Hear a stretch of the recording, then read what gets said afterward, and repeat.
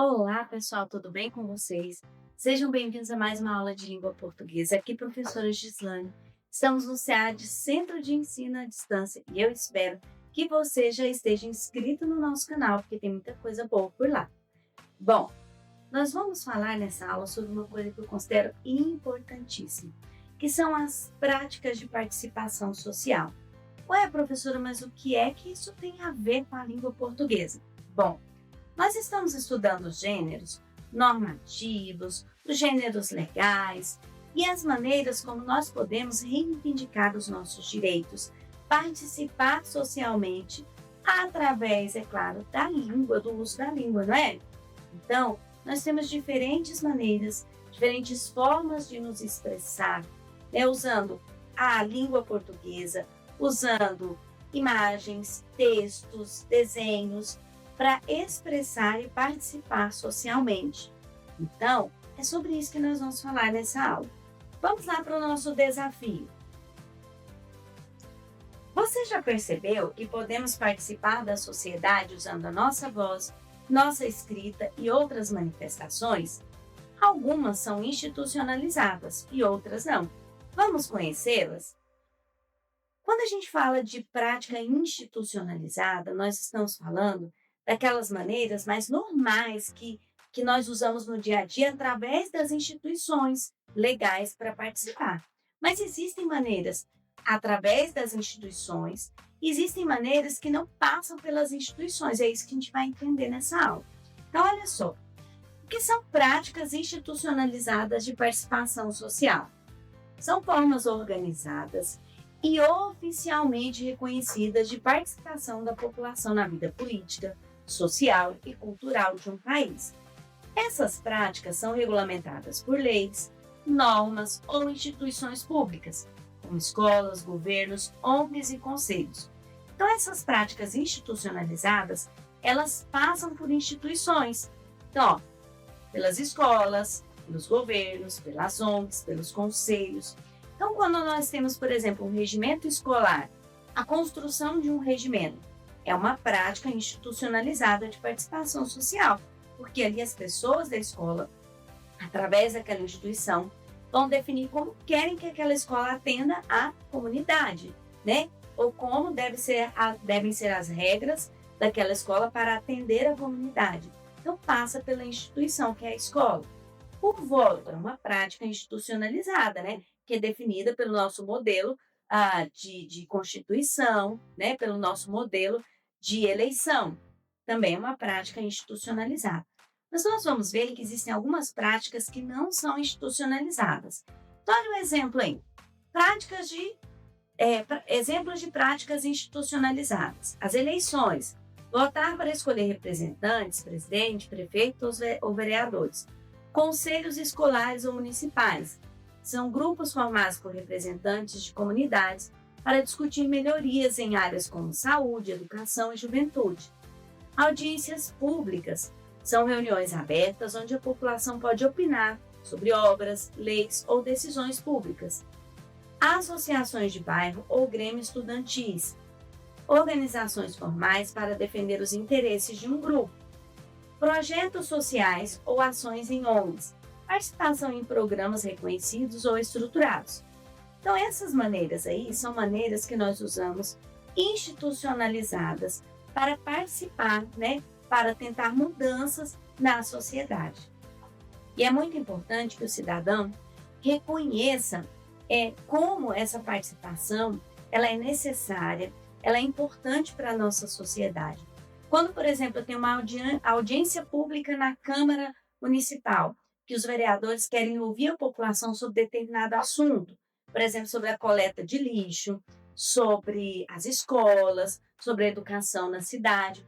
Quando isso acontece, a população precisa participar, que é o momento de se fazer ouvir, né? A participação social acontece de maneira institucionalizada nessas circunstâncias que a gente viu aqui, nessas instituições que nós vimos aqui. Bom, vamos ver então quais são as maneiras não institucionalizadas de participação social, formas de tentar se fazer ouvido que não sejam através das instituições. Então, aqui nós temos algumas organizações que surgem da própria sociedade, né? Que não tem nenhum regimento, que não se estrutura, como esse movimento aqui, ó, Islã das Minas, que é uma prática que surgiu há algum tempo, onde as pessoas vão para as ruas, né? E fazem poemas ritmados, que são os islãs, né? Para falar sobre, para dizer sobre os problemas sociais, para enfrentar esses problemas, para denunciar esses problemas sociais através da arte. E isso tem feito muito sucesso, principalmente nas grandes cidades, né? Aqui em Anápolis nós temos um grupo de Islã também. Depois vocês dão uma procurada aí na internet, que é o pessoal que faz rima, né?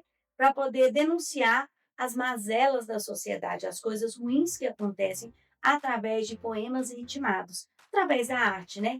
Aqui nós temos o grafite também como exemplo, olha só, Revolution, né? Lead. Então aqui um grafite, né? Mostrando aqui uma mulher negra.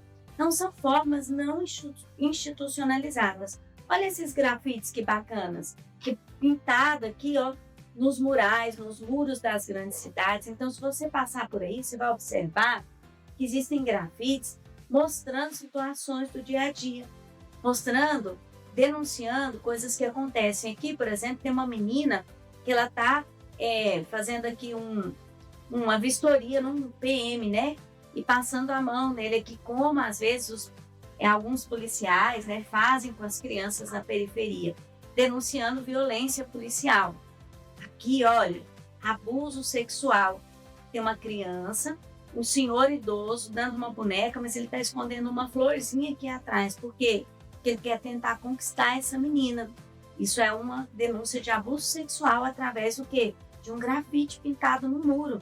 Você pode observar que aqui está até sem rebocar, ó. Então, isso é uma maneira das pessoas tentarem participar socialmente e denunciar as mazelas e os problemas sociais. Tá vendo como que o grafite tem esse papel, a arte tem esse papel? E dentro da língua e da linguagem, nós vamos conseguir identificar, compreender, analisar essa linguagem. Por isso está ligado à língua portuguesa. Aqui nós temos um grafite também que denuncia a questão dos indígenas, né? Das pessoas tentando vender as terras indígenas, né? E aqui, ó, sold, quer dizer que estava à venda, né? A terra dos indígenas à venda, né? As invasões das terras indígenas. Tá vendo? Todos esses grafites fazem denúncias sociais. Então, se a gente for observar, a gente consegue identificar qual é o problema exposto, a quem essa arte se dirige, como ela nos faz pensar sobre o mundo. Tá vendo que é uma maneira de fazer denúncia de problemas sociais através da arte, da linguagem, do grafite, do poema, e não passa por nenhuma instituição.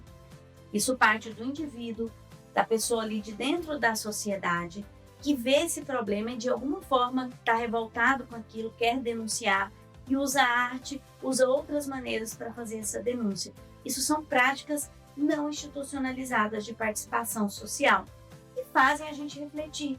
Quando a gente passa por um grafite que tem uma denúncia social, a gente observa e pensa sobre aquilo e reflete. Tá vendo como é importante? Então, nós podemos também participar da sociedade, né? Participar da resolução de problemas ou buscar reflexão sobre aqueles problemas através de práticas não institucionalizadas e através de práticas institucionalizadas. E hoje nós conhecemos essas duas. Espero que você tenha gostado, aprendido e que a partir de agora você tenha outro olhar para os grafites, para os poemas, para essas apresentações de rua que demonstram aí esses problemas sociais. Eu te espero para a nossa próxima aula, que a gente vai continuar falando sobre esse assunto. Até lá!